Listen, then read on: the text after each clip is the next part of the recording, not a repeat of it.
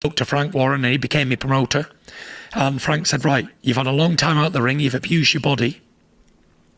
Let's get you 4 or 5 comeback fights, just so you're ready. I said, okay, no problem. Had the one comeback fight, had the other comeback fight. I said to Frank, I don't need any more comeback fights, make the Wilder fight now. No, he said, let's have a couple more just in case. I said, I'm telling you, make the Wilder fight. So this is where people don't understand. I've picked Deontay Wilder. He didn't pick me. I picked him. Well, he needs a high-profile opponent right now because it looks like, I mean, I don't want to say. This is the important part. I did watch this last night. Right now it's 12:27 p.m. Eastern Standard Time, October the 26th, 2018. This was on the Joe Rogan Experience, very popular, world-famous podcast by former Fear Factor announcer, mixed martial arts, UFC commentator, comedian. And Tyson Fury went on this large platform and opened up. This was important. Also, his talk about depression. But the reason why I'm singling this part out here, because Joe Rogan does know boxing. But his craft is mixed martial arts. He's not into all the politics and everything like, you know, a hardcore boxing media member. However, he's in that shit when it comes to mixed martial arts. But from the outside looking in, just listen to what he's saying. Let me see here. Joshua was ducking him, but it looked like he I'll say that. Yeah. There's something going on. Whether it's his management or his promoter, they didn't seem to want that fight right away. I know some quite close details on that. What is the details? The details is Wilder's team offered Joshua's team $80 million for a 2-fight deal. $50 million for the first fight and $30 million for the rematch if Joshua lost. And they declined that. And my lawyer, Robert Davis, he saw proof of funds from Al Haymon. So Eddie Hearn and his chum buddies can all say this, that and the other, but I know the truth, because proof of funds were seen. Now, listen, I understand completely why Anthony Joshua couldn't take that money. That money was legit. I'm not going to go back and forth with you guys. In fact, I don't go back and forth about what, you know, this he said, she said stuff. And I understand people are going to say, well, of course Tyson Fury is going to say that because he doesn't like Anthony Joshua. The money was there. If you don't know who Al Haymon is, the man who's responsible for the top 4 pay-per-views of all time, all over the world. Mayweather Pacquiao, Mayweather McGregor, Mayweather Canelo, Mayweather De La Hoya. If you don't think that man, whatever you think about Showtime, whatever you think about Deontay Wilder, you've heard the reputation this man has of overpaying his fighters to fight, quote unquote. I'm not saying it's tomato cans. So if you don't think that man, look up something called, just Google Live Nation and Al Haymon. Bobby Brown, Al Haymon. Michael Jackson, Al Haymon. Eddie Murphy, Al Haymon. He's mysterious for a reason. I'm not even going to even get into all the details. But however, the money was there. Do you think it's because of when Klitschko knocked him down and had him hurt, they were worried about Deontay with his big power? I don't think it's about either fighter. It's bigger than that. It's about money. About keeping the money rolling. Keeping the golden goose laying them eggs, Right. looking after it. Don't take any risks. Thing in is, fighting with a guy Anthony like- Joshua, he's Olympic gold medalist, and in the UK he's a massive star. He sells out stadiums, 70,000, 90,000. Huge star. Huge star. So why would you want to get him beat by somebody who nobody's really heard of? Or even take a risk of it. They took the risk in the Klitschko fight. It almost didn't pay off. Right. They scraped through skin of the teeth. But he done it. Fair play. He got up Yeah. off the canvas, showed a champion's heart to come back and knock out Klitschko. Fair play. But since then, they haven't remotely stepped up at all. They fought Joseph Parker, and he didn't knock Joseph Parker out. He didn't even hurt Joseph Parker. He fought Carlos Takam. Had a hard fight with him. Had a hard fight. A hard fight. So they're just keeping that money train going. Right. And I don't blame them, because this is a business at the end of the day. Mm-hmm. And if I was his management team, I'd say stay away from Fury, stay away from Wilder, and we'll just fight the rest of the people and keep making plenty of money. I don't necessarily agree with that. I just think I do agree with the fact that Eddie Hearn and the father of Matchroom, Barry Hearn, has even said that they will fight Wilder, but they'll do it on their own terms. This has been happening throughout the history of boxing. Like when a cash out comes along, people are like, oh shit, wow, we knew he was going to be big, but not this big. Who can possibly beat him? We know we're going to have to take that fight, but let's see if we can try to maneuver around it as long as we can. In this case, for Wilder versus Joshua versus Wilder, the zone. That right there. To launch the platform with Anthony Joshua, they didn't want to do a split joint venture with Showtime. It would have been conflict of interest. Showtime wanted it on pay-per-view, which is why they offered it the $80 million. The Zone wanted to put it on, the Zone, and it would have been basically to launch their platform in like a super major way. But also, Matchroom was thinking like, well, or you have to think that they were thinking like, well, and even Barry Hearn has said, well, we want to let that shit build a little more. And they understand and know how dangerous Wilder is. Now, hey, listen, I already know how it is. I already know that the channels that are above me, whether you think that I'm above those channels or not, nonetheless, for whatever reasons, no excuses, they got more subscribers than me. So therefore, those people that are above me are the ones that are saying that, Eddie Hearn this and Eddie Hearn that, and he's a racist and all kind of shit like that, and slave offers and all that. I don't get into all that bullshit. That's not my twist. My motherfucking job is to cover the news. In fact, it hasn't been pleasant to cover Wilder versus Fury or to cover Joshua versus Wilder in any type of way, shape, or fashion. You don't see me doing videos on this shit every day, but however, I know that I got to step the game up. Why? It's because the fight is now about 35, 36 days away. Some shit like that. 35, 34. Something like that. So I already know, like, oh, man. And then with All Access coming on, 3 episodes. It's going to be 2 before the fight, 1 after the fight. And then it's going to be the stuff that's going to be on the Showtime Sports page. I got to cover this. I got to cover that stuff. I had to watch the whole Joe Rogan. Everything Wilder Fury, we're going to be covering. We're even going to be covering the fight. Not me personally. I'm going to be here, but my colleague over in L.A., Rob Suarez, is going to be out there. So understand that we're all allowed to have our opinions. I'm not the type of person, never been. One of the reasons why I'm successful in life. Never shit on somebody else's opinion. You're entitled to it. Even though you may think my opinion is on some dickhead shit, and it's going to be sometimes we agree, and obviously it's going to be sometimes you're going to be like, yo, he cool, but then other times he be on some motherfucking dickhead shit. What the fuck is he talking about? That's life. But I'm always going to respect your opinion. But me covering boxing for 7 years now, it's been a long-ass time. I've been covering press conferences, media workouts, media calls, interviews, everything in regards to boxing. I'm not just saying shit to say shit. I don't get involved with these with boxers in regards to I don't have emotional attachments, unlike some of my we all work on YouTube, so I guess we can all say we colleagues. But the same thing, but at the same time, their motivations is like money and weirdo shit. I'm not really into that, you dig? I never believed in like trying to make your bones off the back of somebody else. Or the easy way to try to take, shortcuts and shit. But in the case of Tyson Fury, I gotta respect him because I've been there. I know how that shit is when you have mental health issues. You're depressed and people say, "Oh, it ain't that bad," but they don't know how it is when you motherfucking by yourself. I've been there. Where they try to put you on these different medications. Okay, well, this lithium ain't working, then we're going to put you on Prozac. The Prozac ain't working, then we're going to put you on some other shit. It's a fucking carousel. I'm glad I fucking got out that shit. I had a drinking problem because I was sleeping around, working a lot, and settling a $1 million lawsuit.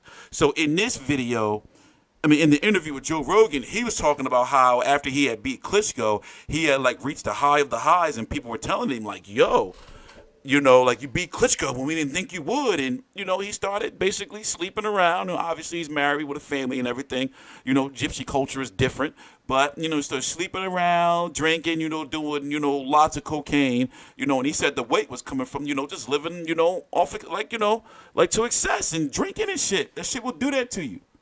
But I don't like how, with people who never been through shit before in life, or people who, seems to have things going good for them, what they do is they try to stigmatize people with mental health, like, oh, you're crazy or this like that. I used to work with those people before I did what I was doing now. Years ago, I used to be a bartender. I used to work with some of the most fakest, unhappiest people in my life. Like, let me tell you. Like, just people, just judgmental. Like, for example, I remember when the news first came out, I remember doing a video where people were like, all Tyson Fury's a cokehead and all kind of shit like that. And I'm thinking like, well, you clearly hear his uncle in an interview, Peter Fury. I forgot who did the interview with him, but he was talking about, look, Tyson's in a bad way. He's depressed. I never seen him like this and all that. And you have these people just like bashing him. Like, like depression is a motherfucker, yo. But I don't want to get into no rant, about that. The point is, I'm glad that he got his life together. And it is true that if you set goals for yourself in life that you don't need no motherfucking medication and all that shit. I'm not saying that there isn't some people that don't need medication, but do research. Just don't go to the doctor or psych doctor and have them tell you, okay, this is wrong with you. Then it's going to be this. I had one doctor try to tell somebody I was schizophrenic. So especially if you're going through like a state system. So you want to make sure that, any type of medication they give you, you're doing research, because those side effects, and also once they start messing with the chemical imbalances in your brain, you may never be back right. You may think that you was having bad days before, but it just was short-term depression. Once you get on some shit and they start fucking with your mood, any little thing can set you off and you on some long-term depression shit. Then you on that carousel of pills. So for him to lose all that weight, people have been questioning shit like, well, how did he lose all that weight, and what's going on with the nanodorline or whatever that shit that was he got popped for. You got to be happy for the man. I do have another video that I have to get out, and then Wilder's media workout is November the 5th. His media workout, Tyson Fury's, was short because before that he had kicked Eli Seck back out. Before this, I never understood how you get to that type of level, right? And you're still chasing around these boxers, still doing dickhead shit or saying dickhead shit. Like, don't get me wrong, he's a legend and everything, but it's like, bro, like, what the fuck? Like, anyway, but he did his media workout before this, so it was only about an hour or so. Then he jetted straight over to Joe Rogan. Now he's back up in Big Bear. To give you some idea on what's going on with the card, obviously it's going to be December the 1st on Showtime pay-per-view. BT Sport box offers over there in the UK and other territories. It's going to be either $74.99 here for HD or $79.99 for HD. My bet is $74.99. The undercard is looking like Jarrett Swift Hurd defending his IBF and WBA 154-pound titles in his comeback against, I forgot the name that's circulating around, Luis Ortiz versus Travis Kaufman, Joe Joyce versus somebody. Rigondeaux could be on there in a showcase type of fight. I'm missing a name.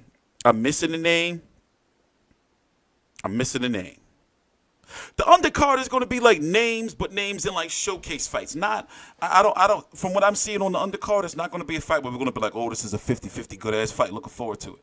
However, Showtime on their regular channel is going to be leading into the pay-per-view with Adonis Stevenson versus Alexander Grosdick, which is a very interesting fight, and Adonis Stevenson could lose his belt.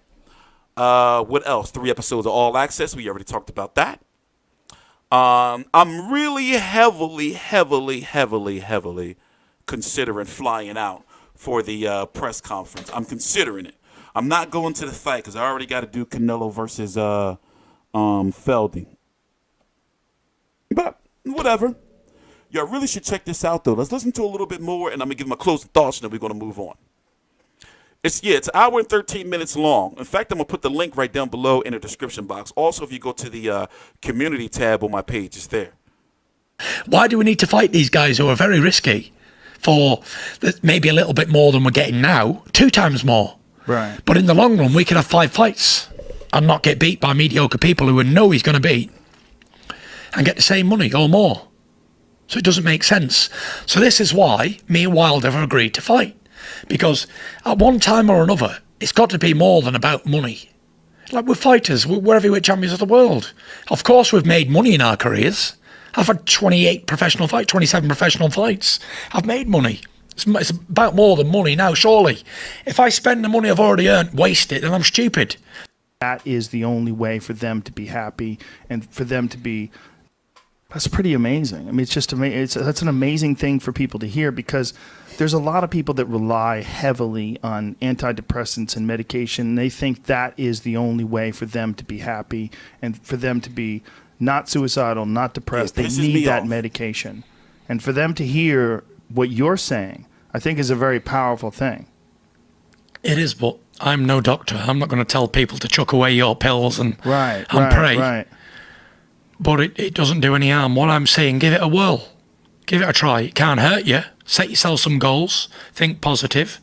And crack on. Do a bit of training. So yeah, like for me, it was boxing. And it was like the media stuff. I just was like, man, I already started this. And, I'm just not going to quit. Like, there was at one point in time, I had to, literally get investors for my channel because I couldn't pay my cable bill. I couldn't watch the fights. And I said, you know what? I'm still not going to motherfucking stream these motherfucking fights. I still was paying for pay-per-views even though I couldn't afford it because some people have integrity, some people don't. Like, literally, 2.5 years ago, I was homeless, me and my pop. Homeless in the sense of we couldn't pay our rent, $18,000 back rent. Highly depressed, lost both my grandparents, had an open criminal case for beating a woman. Mother of my child literally was keeping my child away from me, trying to have me. It's just, so like me, going through depression myself, it's really enlightening to hear a celebrity talk about the real issues of depression in regards to what you go through, and the fact that medication is not always the way. People will get some pills and think, take these pills, damn, they're not working, I'm supposed to feel better. No, you got to be proactive with that shit. For example, earlier this year when I was in a coma, when I woke up, they was telling me all this shit. You wouldn't be able to walk in 6 months and a year. It's going to take you to get your life back together and all that shit. And they said you're probably going to be in the hospital for fucking 3 months. I wasn't trying to hear none of that shit.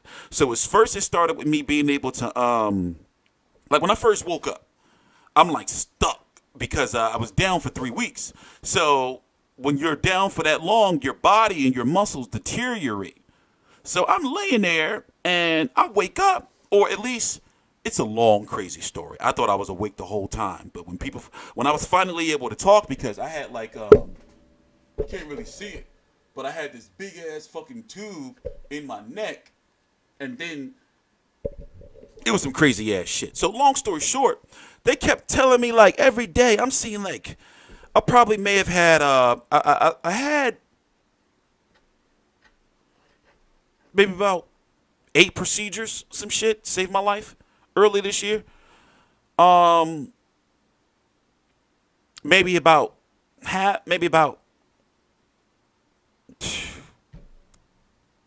15, 25 doctors, some shit.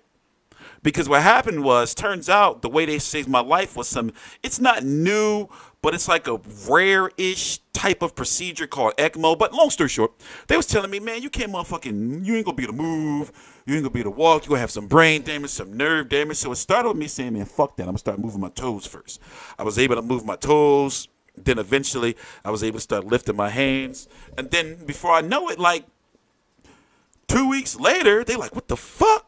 How you moving around and doing all this shit? Because you gotta be proactive. Don't let no doctors or don't let no therapist tell you can't do no shit. In fact, in life, it's always been my motto. Don't ever let nobody tell you can't do something. You only live once. And usually when people tell you can't do something, it's because they can't do it themselves. But whatever, I'm ranting. Good interview. Go check it out. Shout out to Tyson Fury. I've always been a big supporter, so I'm not going to say I'm even a big fan now, I was covering him, when you guys were in motherfucking middle school and shit. I'm Tstreet Controversy. This is Tstreet Controversy Live. Please subscribe.